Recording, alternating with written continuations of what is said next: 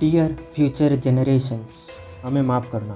हमसे बहुत बड़ी गलतियाँ हो गई है, अभी भी गलतियाँ हो ही रही है। हमने धरती को तुम्हारे लिए सुरक्षित और सुंदर बनाने के बजाय धीरे धीरे नष्ट कर दिया है। हमने पेड़ों को काट दिया और अभी भी पेड़ों को काट ही रहे हैं। इसकी वजह से हमने जंगल उजाड़ दिए, वहाँ पर कॉलोनियाँ बसा दी और उन जानवरों को भी ख़त्म कर दिया जिसको आप सिर्फ अपने किताबों में या वीडियोस में ही देख पाएंगे।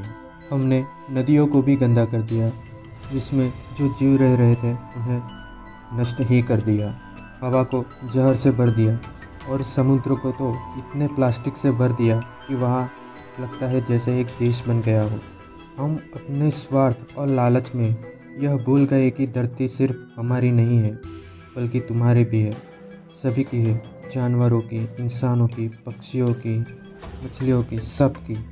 इंसान ने विज्ञान और तकनीक में तरक्की तो की, लेकिन अपने घर धरती को ही बचाना भूल गया। हम लोगों ने अमीर बनने के लिए जंगल बेच डाले, तेल और कोयला जलाकर आसमान में धुआं भर दिया और सोचा कि यह सब कभी ख़त्म नहीं होगा। लेकिन सच यह है कि हमने धरती को धीरे धीरे मार दिया। जब पेड़ गिरते हैं तो सिर्फ लकड़ी नहीं मरती है, बल्कि जानवरों का घर उजड़ जाता है। हमारी सांस लेने की हवा भी कटती है। जब नदियाँ जहरीली हो जाती है तो सिर्फ मछलियाँ ही नहीं मरती, बल्कि इंसान की ज़िंदगी भी सूख जाती है। जब धरती गर्म होती है तो सिर्फ बर्फ़ नहीं पिघलती, बल्कि हमारा भविष्य पिघलता है। हम अपने आने वाले पीढ़ियों से दिल से माफ़ी मांगना चाहते हैं कि हमें माफ़ करना। हमने तुम्हें वह धरती नहीं दी जिसके तुम हकदार हो। माफ़ करना, हमने तुम्हारे लिए हवा में जहर भर दिया। हमने अपने लालच में तुम्हारे कल को ही गिरवी रख दिया।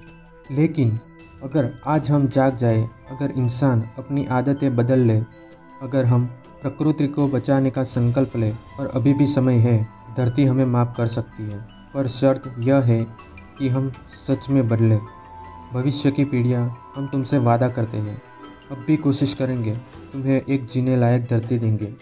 और ये कोई एक इंसान से नहीं होने वाला। यह प्रयास हम सबको मिलकर करना होगा।